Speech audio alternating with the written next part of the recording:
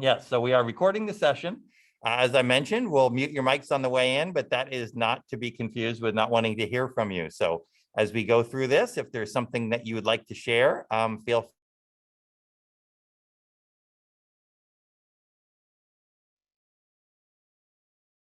free. Mutes me too.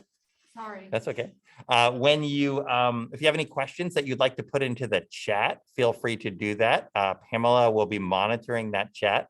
So if you have any private messages you want to send those to Pamela Hansen, and she is keeping notes for me as we go through the session so that we can answer all of your questions. So, Pamela, anything before we start? Okay.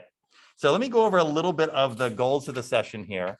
Essentially, our goals in doing this, let me log into this other piece here. Our goals are to answer any questions that you guys have. And so a lot of the things that we're talking about are things that we anticipate that you will want to ask. So we'll be talking about COVID updates and student safety, which is probably why all of you are here. So we will hit that first. And so we'll go into any questions that you have as far as vaccines, as far as testing, as far as quarantine procedures, any current case counts, all that kind of stuff. So we'll get into that at the beginning. And then we'll talk a little bit about student learning, how COVID's affected learning here at school, a little bit about student wellness and some of the initiatives we're doing to address those areas. And we'll also talk very briefly about school budgets. So that's kind of what we're looking at here. Let me log into my section, get my notes up.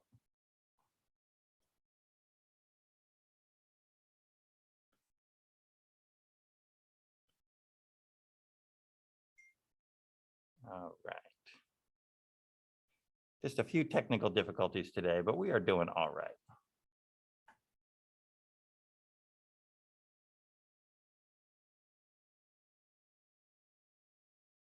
All right. So first of all, I wanted to give you a little bit of an update as far as COVID here at San Pasqual. And the very good news is that we have very, very few cases. Regionally, case rates are going down. We were in a meeting just the other day. Countywide, there were 300 cases in schools last week, which sounds like a lot in the county, but there's over 1,000 schools. And so when you start looking at the numbers, they're definitely lower than they've been, not low enough that we aren't still taking mitigation efforts and paying attention to it, but it's nice to see those numbers falling in the right direction. More important than the county numbers are what's going on here at San Pasqual and what are the numbers that we're looking at. And when we look at our dashboard, I've had several families come up to me and say, hey, you guys aren't updating the dashboard because I don't see any new cases. And I said, no, dashboard is up to date. There's just no new cases. And that's been really good. If you look at our cases that affected either staff or students this school year, we've had a total of 11. About 4 of those were in the first couple of weeks of school. We had 6 in September, and that was all generating from 2 families. And fortunately, those families were really good about when there was exposure to their kids, keeping their kids home. So there was very minimal school impact from those cases. And then we've had 1 in October and none within the past 2 to 3 weeks. So all of that is shaping up to be really good news. And I wanted to make sure that we said thank you to all of you because there's some things that are contributing to that. Wanted to thank you because, first of all, vaccination rates are really high.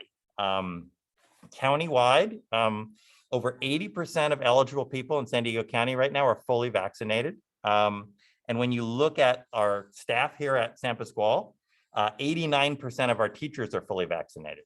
So as you guys may know, there's a requirement now that staff and volunteers here at the school, we'll go into volunteers in a minute, either have to be vaccinated or test weekly. And our staff has really embraced the vaccinations. And like I said, we have 89% of our whole teaching staff and 85% of all staff. So that includes, our bus drivers and our custodians and our office staff. So we have very high adult vaccination rates. And we also have 100% compliance with those that are not vaccinated that are testing weekly. wanted to thank Mrs. Lee about that because Mrs. Lee worked really hard when we were opening up school to get a testing clinic here at school. And there were a lot of hoops to jump through. And I can tell you many other schools still have not got their testing fully off the ground. And she was able to not only secure rapid antigen tests that we can use to test our staff weekly, to test students who've been exposed or staff that have been exposed, but she also secured PCR testing, which is the test that you would need if you have symptoms and you need to get a clean PCR test before returning to school. So we can do both of those tests here. The rapid antigen test, we find out in 15 minutes. The PCR, because it has to be sent off, is usually a couple days, but those are all at no cost. So if your student needs a test, we have the ability to do that. And we really wanted to thank Mrs. Lee about that. Also wanted to thank you guys for keeping your kids home when they're sick or they've been exposed to COVID. One of the big questions that we had early on was we know it's not easy for kids to stay home. And we know it's a very hard decision, especially when people are going to work or there's childcare issues or you just want them in school, to send them. And we've seen very minimal cases of people coming to school with symptoms. And so we really thank you for that. We know it's difficult, but we have seen a lot of parents that are listening to our advice and not sending their kids when they're sick. And that has really enabled us to have the case rates that we have. And then we also want to thank you for being supportive. I won't say supportive, compliant with our mask requirements. We know that not everybody agrees with the politics of all of this. As we talked about at the very beginning of the school year, the big mitigation effort that was put forth through the CDPH was mask wearing indoors. And we really appreciate even those who have challenges with it in theory have been supportive as far as having your kids be at school and do that. We have been able to continue with outdoor learning opportunities. Outside masks remain optional, inside they are required.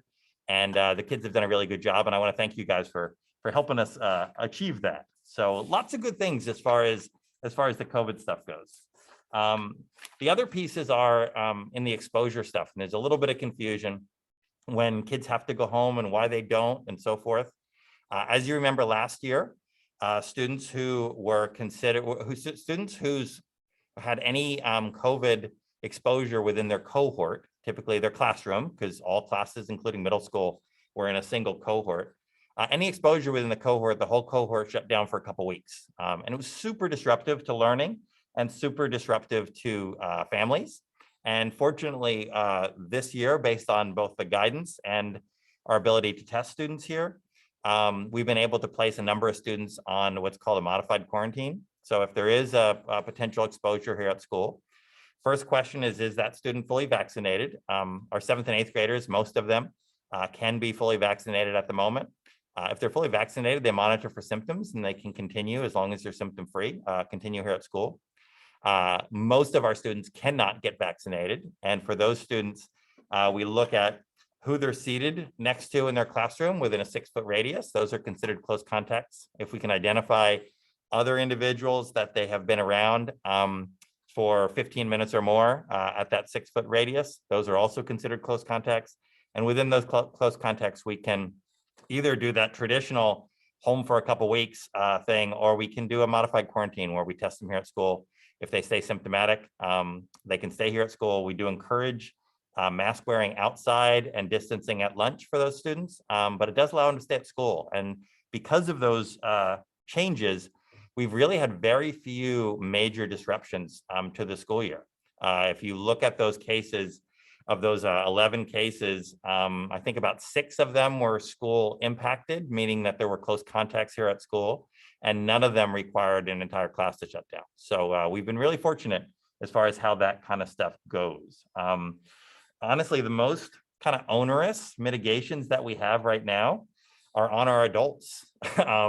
When you look at the requirements that we've placed or that have been placed on our staff, as I mentioned before, all staff has to be fully vaccinated or they're required to test weekly.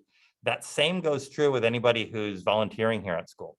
And that's been a real challenge because it's hard to get folks to volunteer. We have some volunteers in the room, and we thank them for all their efforts that they do. And then when we put more restrictions, it becomes even more difficult. But we appreciate those that are complying with the vaccines or the weekly testing. There is a delineation, though, and I wanted to clear that up for those who might be coming to the Halloween parade tomorrow. Parents are welcome to come, but there is a delineation of volunteers versus spectators, essentially. What the guideline says is that if you are interacting with students promoting a program here at the school, you're subject to the same requirements as the staff, the vaccines or the testing. But if you are coming as a spectator, meaning the folks that came today to see the SOAR assembly, if folks are coming to see costume parade, sports events, concerts, award ceremonies, those types of things, you are not required to go through the same vaccine testing regimen, but we will keep you separated from where the students are. So you'll see if we do assemblies, most of them, if not all, will be outside. We'll have an area where the parents are, area where the students are, so that we can remain compliant and not keep you separated from some things that are really important to be part of as far as your kids are concerned. So that's one of the big differences that we have seen. And that was a question that we had that was, why don't adults coming for sports have to get vaccinated? And that's the spectator position. And then we also have a question of when will kids need to be vaccinated, and will there be a waiver available?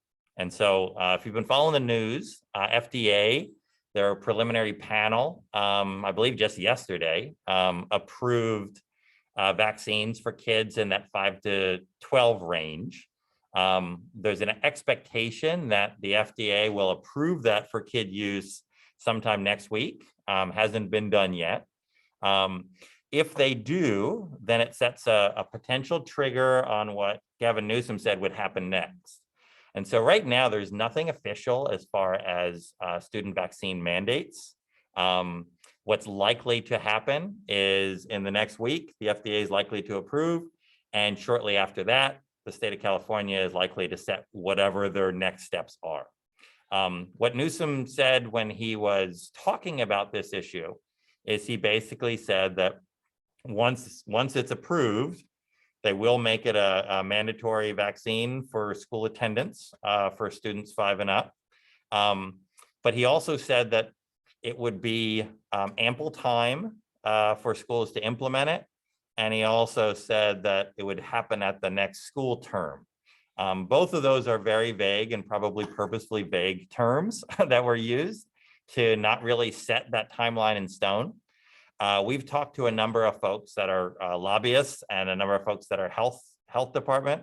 And the speculation right now, at least for kids our age, is that we don't expect there to be a universal requirement for students that are in this K-8 range. What we do expect is that there will be a graduated implementation of this, starting with older kids and moving down.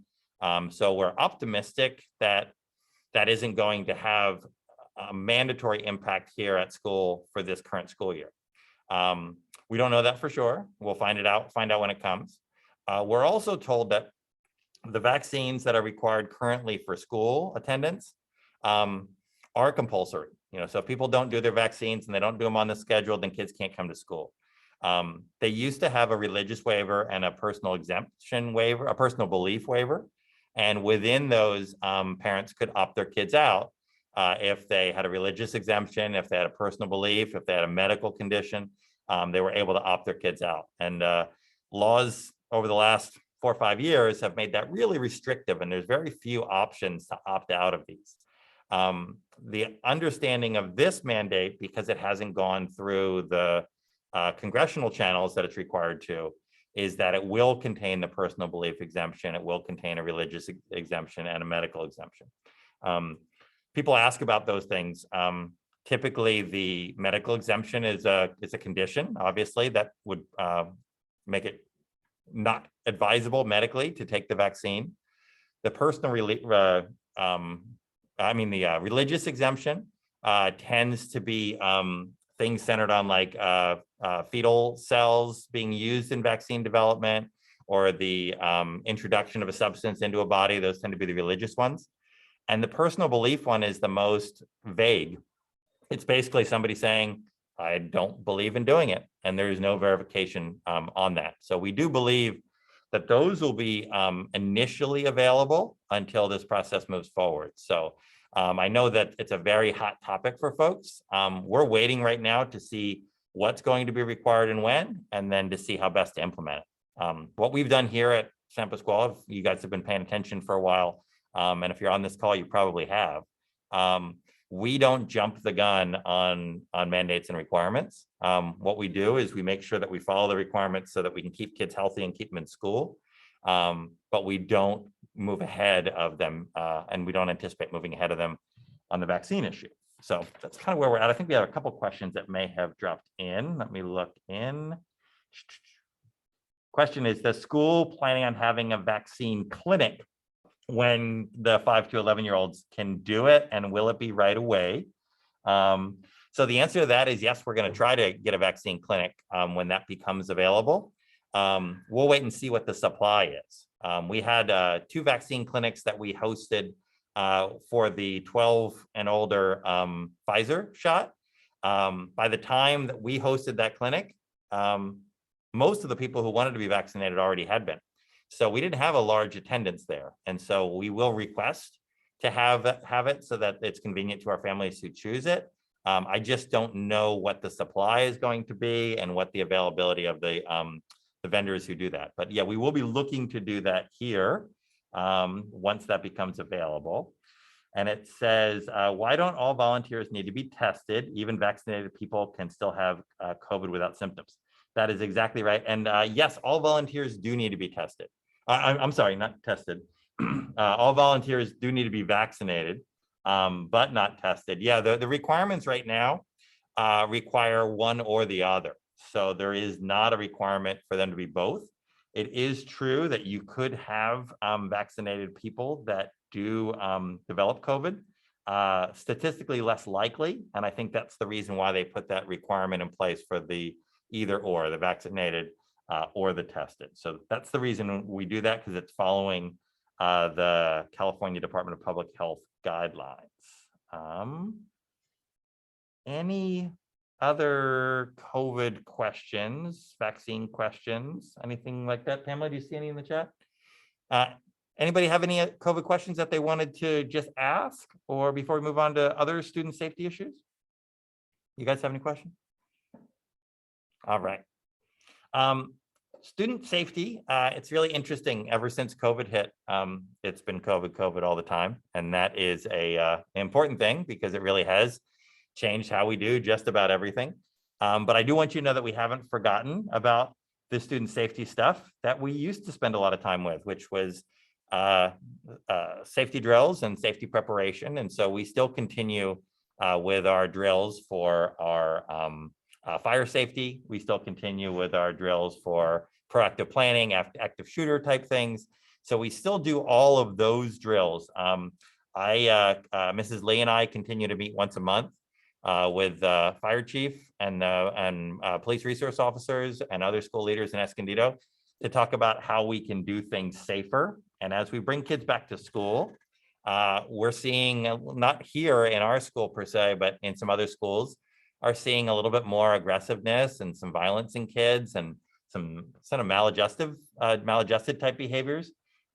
Fortunately, we're not seeing that to the same degree as some of our neighbors, but it doesn't mean that the kids don't need some additional support. And so you'll be seeing in the middle school a reintroduction of our Say Something program, which is our anonymous reporting program. And that program has essentially 2 components.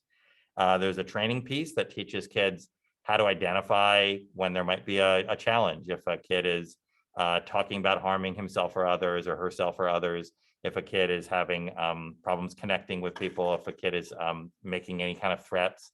And it teaches kids what those signs are. And then the second piece of it is it gives them the encouragement to talk to a trusted adult, whether that's a parent or a guardian or somebody at home, somebody here at school, or to do it anonymously through this reporting system. And so if you have a middle schooler, we'll be putting out that training shortly. It essentially has a website option, a phone option, and a text option. And the way that program works, it's through the Sandy Hook Promise, and it works in conjunction with first responders. So if somebody got on that system and they reported, hey, there was a student that was making threats against the school, that goes to a hotline call center, and that person determines whether it's a life safety risk, and would direct that call either to law enforcement or to the school, or a combination of both. And so it's a very robust system designed to keep kids safe, but it also allows a confidential, anonymous way for kids to report some things, because students sometimes are hesitant to do that, and we need to open it up, whether it's in real life or through anonymous online means. We also had some concerns about the impact of social media on our students. As we got into the pandemic, there was a lot more time that students were on the computer, they were on technology, and in many cases, doing so unsupervised. And so we're seeing social media and some of those things have an undue influence, a very negative influence on students. Some of you may be familiar, TikTok challenges had come up, and they were initially last month, they were kids that were vandalizing portions of their school and stealing things from their school. And we had very minimal, we had a little bit of that popped up here, and we addressed it right away and have not seen it continue. There were some other challenges that were supposed to happen this month that were assaulting staff members. It was a slap a staff member challenge. And fortunately, we have not seen any of that here at the school. We have had conversations with students about such behaviors, and that those behaviors are against school rules, obviously, but also criminal. And in the high schools, they've been deploying police to address issues of vandalism and assaults and those kind of things. And so fortunately, we have not seen that. There's some things on now Netflix. There's a thing that's popular with kids called Squid Games. And essentially it's a very unhealthy Hunger Games-esque type thing, but it aligns it with childhood games. It's a very kind of unhealthy thing. So if your kids are talking about that or involved in that in some way, might want to do a little research or reach out to us. We can kind of guide you on that. But what we found is that COVID has not only created some opportunities for kids to be connected to inappropriate social media, but they haven't been connected to one another in positive ways. So we're looking to do that type of thing here so that kids are healthier. One of the things we're looking at is supporting students' mental health and their behaviors. Pre-COVID, we had a bunch of grant money. We had a federal grant in combination with other small schools in San Diego County to provide what's called MTSS. It's education jargon for multi-tiered systems of support. And in simple terms, it's basically saying if a kid isn't performing well academically, or a kid is having emotional problems, what structure does the school have in place to support that kid? So the grant it was geared towards mental health and social emotional learning, which was great because it's a 5-year grant and it landed right ahead of COVID. So we started that program, and we're actually working with our teachers on how to put those structures in place to implement. For those of you who haven't looked at the calendar, Monday is a non-student day. So the day after Halloween, enjoy that time with your children. But what we're spending about half that day on is that multi-tiered systems of support for social emotional support. So we have experts out from the county working with our teachers on that.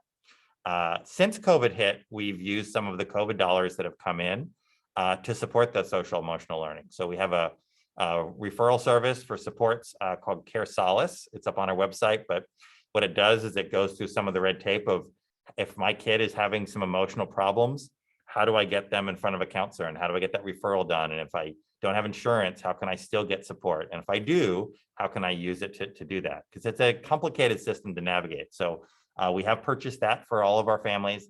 And we also have implemented SEL, social emotional learning, in large part through the arts. And so Mrs. Reed Smith is our social emotional arts learning teacher, affectionately known as our SEAL.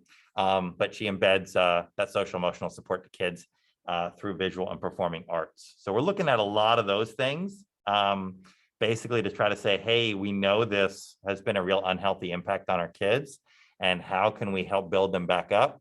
How can we support them? How can we promote a culture that does not support bullying or vandalism or any of these negative behaviors that they might be seeing elsewhere, and for them to know that it's different here. So that's our big goal. We have not lost sight on student learning either. We saw a little dip in our test scores at the tail end of last year, which is definitely not surprising. It's understandable, but it's not something that we will ignore. So we had kids that were out of school for prolonged periods of time, shortened days. We believe that that dip in their learning will be proportionally less here because we had proportionally less impact, meaning we got kids back sooner than most places. We had them at school longer than most places, but the combination of time and all of the stress and trauma and everything that's brought on by the pandemic will definitely affect that. What we've been really pleased though, is we put a lot of supports in place. We had a more robust summer program, very heavy emphasis on reading. We've hired additional staff positions or built out positions to full-time reading specialists, full-time English learning specialists, more instructional aides. And really what that has resulted in is our early indications are that we're seeing gains in our core subject areas. On our internal testing, we're seeing gains in reading and literacy and math. And so we look forward as the year moves on a little bit to kind of share where we're going with that and the progress that we've made, but we're seeing some really good signs in academics, in large part because our kids are actively engaged in learning. So we basically have kids here at school. Kids seem to, and hopefully this will last, value being at school. You take something away that they used to complain about and they realize how important it was. So we're hoping to ride that wave as long as possible. But no, kids seem to be enjoying themselves and we enjoy having them here. Last piece I want to talk about just very briefly is school budgets, because we've had some people with questions on school budgets because they're hearing two different stories about school budgets. And they're hearing schools have more money than ever because of COVID, and schools have less money than ever because of declining enrollment. And I can tell you, it seems odd, but both of those statements are true. So if you look at the short term, if you look at this year, we have been well funded, not as much as others, because most of this funding is tied to a combination of the number of students you have and the diversity of your demographics.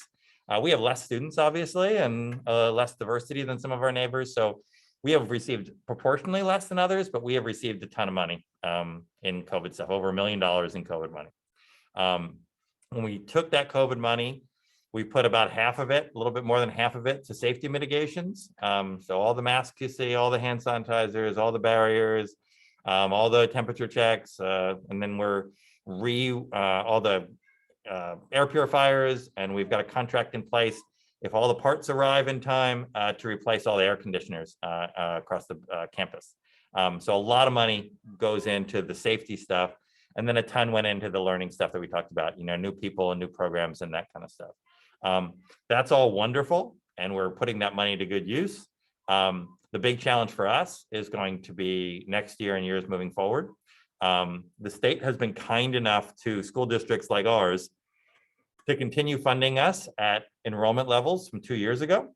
And the reason they did that was because many school districts lost a lot of enrollment due to COVID. Some of that is people moving away. Some of that is people choosing charter schools or private schools or schools that may have more longstanding history in this distance learning.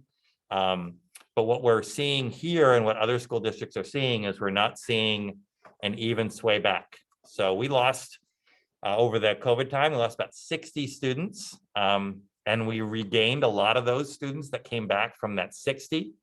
But at the same time, we're seeing a lot of people that are still leaving. A lot of the ones that are leaving now are leaving the area. So we just had a family the other day, moved to Texas. They're not the first, won't be the last, but we're just seeing people that are making these big moves. And so the state has funded us on enrollment from a couple of years ago. Next year, it's scheduled to reset. And that 60 kids equates to roughly $500,000 in our budget. And so when we start looking at next year's budget, which we're already doing, but come spring, we'll start looking at exactly what that's going to mean for us to balance our budget. And we'll be having some community focus groups on what are we prioritizing. So if we have to have something that's here now that can't be here next year, what would that be? And those are really hard decisions because we really value the academic programs. We really value the opportunities that students have here. We value the extras that kids get, you know, their arts and their music and their PEs and their gardens and all those kind of things. And so we'll be talking to you guys a lot about that. And we're also working closely with our school foundation. Our school foundation, despite COVID, has been on fire. They had their gala event. So those of you, I see some of you on the call right now that have been at the gala event. The gala event, what's that? Soiree. Oh, I'm sorry. I forgot. It's now the soiree. Yes, it's the Saint Soiree, formerly known as the gala. But they netted over $90,000 at the gala, at the soiree. And that goes to, it's a testament to a couple things. We have an amazing foundation board that really worked hard to put these things together. They haven't lost sight of the fact of why they're here. But it also was the tremendous generosity of the folks who showed up. We have folks that are donating money because they believe in the school and they believe in what we're doing. Foundation has a legacy fund now, so we're board approved a legacy wall, so we're going to be publicly recognizing some of these big donors. But the next step with the foundation is going to say, here's where we're looking at our budget. What do we want to do with our money? And so, like I said, we'll be soliciting you guys out for some of that input to make sure that we are continuing to serve the kids the best that we can and creating the best academic and experience for your kids. So I think that's just about everything. I got to check to see if there's anything else in the chat. I don't see any questions floating through. Pamela, is there anything that we did not get to? Okay. So you will probably be hearing some information coming from me in the next week or so. Once there is a vaccine statement that comes out, whatever that is, I'll share that with you guys and let you know best I know about how it's going to impact us, but I do not see it being an immediate effect. I have not been a good predictor of the future, as these last 18 months have lasted a lot longer than I would have predicted. But I would say that I do not see this being an immediate turn. But what I do see is I do see a number of our students that will end up getting vaccinated, add one more layer of protection to our school environment and make us just that much safer. So for those that choose that, we're excited and supportive of it. For those that don't, I don't think it's going to be an immediate requirement to do so. So we will find out. As you guys know, we know when we know.